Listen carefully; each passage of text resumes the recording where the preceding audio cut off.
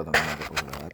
Ang topic po natin ngayon ay dito po, may kinalaman sa bagay na to. Nabalita ko sa inyo at nire-recommenda ang 3-in-1 function na utility knife. Ay ito po, medyo may kabigatan po ito, pero ito ay 3-in-1 function. More than 3-in-1 actually na function ng isang utility knife. Ito ay magandang dalhin ng mga taong hindi mahinginom, mga taong payapa, sapagkat ito po ay deadly weapon kung gagamitin yung weapon. Gamitin nyo lang po itong self-defense, wag na lang po weapon. Self-defense na lang ho. Dahil pag self-defense, ito lang po yan. Ginagamit po ito ng mga Jeet Kune Do, alam po ito ng Okmoma, at alam po ito ng ibang mga practitioners ng martial arts, tulad ng Kali, alam po nila ang gamit nito. Hindi ko na po sasabihin dito. Pero ang talagang function po nito ay ito.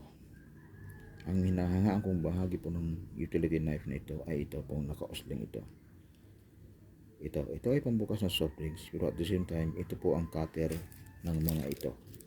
Kasi kapag gumagamit ka po ito, delivery rider ka, lalamove driver ka, joyride rider ka na gumagamit ng delivery app, at Grab Rider, Grab Express, o lahat po ng mga mototaxi riders na gumagamit po nito, mga GNT at iba pang mga riders katulad nila, mga Lazada riders, delivery men, ito po. Lahat gumagamit ka po nito at masking tape. Kailangan mo po ito. Nire-recommend ako sa inyo dahil sa napakahusay nito, pamputol nito. So, tignan nyo. Ganito lang po ang paraan. Paano siya gamitin? Paano po ito gamitin? Ganito lang po. Pasensya na po, nahahaw ito sa mga baklang Tagalog. Ayan. Ganyan lang po ang paggamit ito. Lagay nyo yung thumb nyo dito, and then snap. One more. Okay. Ganyan lang po ang paggamit nito. Close this. Dito po nyo ilagay itong straw. Ayan. Ayan. Ganyan lang po. Hatakin nyo lang po ng konti para mag-lock. And then, press. Tambay thumb. Tapos, snap lang.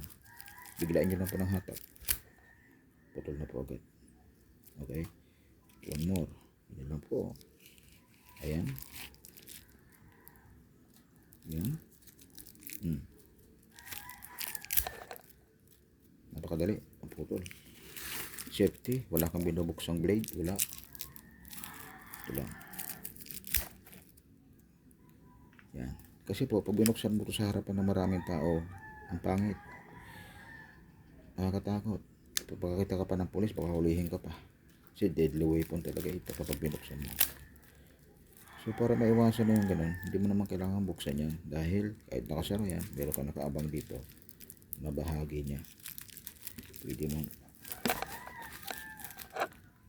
takin, biglain mo lang. Pero para mas maganda, ang talagang tamang hawak, dito mo sa ilalim. Hawakan. Then dito. Dito mo sabit. Yan. Ito talagang tama. Okay.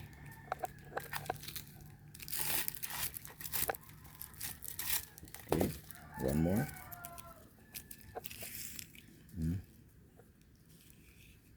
Okay. Ayan. Ganyan na po yung thumb nyo. More.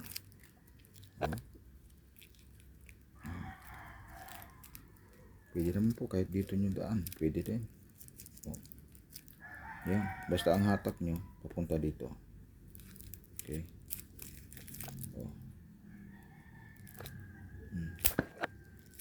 Tol pa rin yan.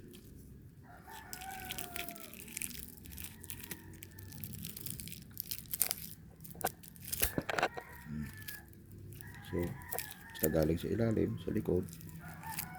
Ayan. Yan. Tol pa rin yan.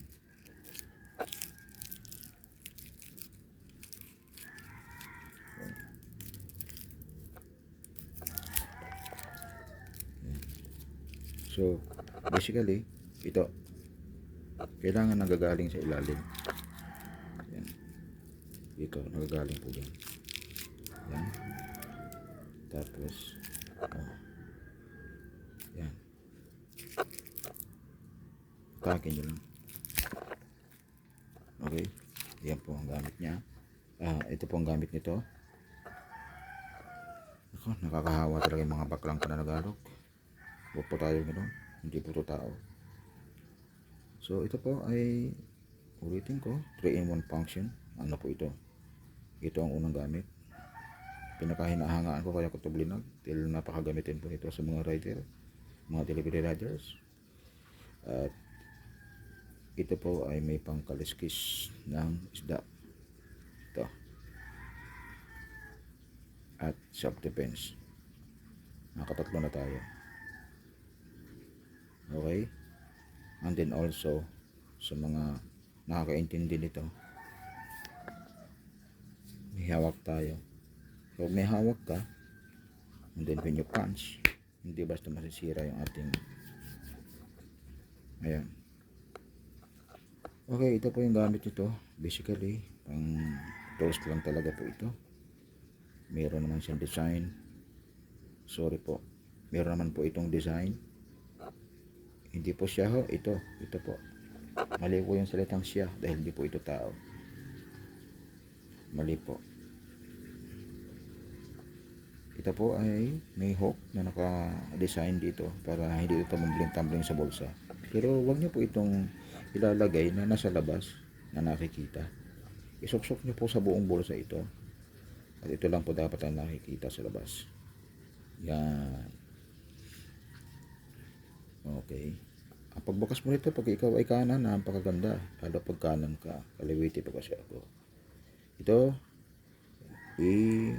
kalabitin nyo na po yung patras. Lalabas mo po yan. Tapos, i-post nyo lang po ito. Yung parting to. Lalabas na. At pagka ito naman po yung dumating sa hangganan, pagka nasa condition po itong inyong gamit, automatic naman po ay nagsasara yan. Ang kanyang lock. So, hindi na ho yung babalik. Maliban pag ito i-post mo para ma-unlock. Ayan. Saka nyo ito gamitin para i-post pabalik. Ayan. So, pag dumating na yung pagiging right angle nito, yun na itong i-balik. Alright. Okay, yun lang po ang may paliwanag dito. Nire-recommend ako sa mga tatay na mababait, susipag, pagmahal sa pamilya. Kailangan niyo po ito. Kasama ng inyong mga tools, dapat meron din kayo nito.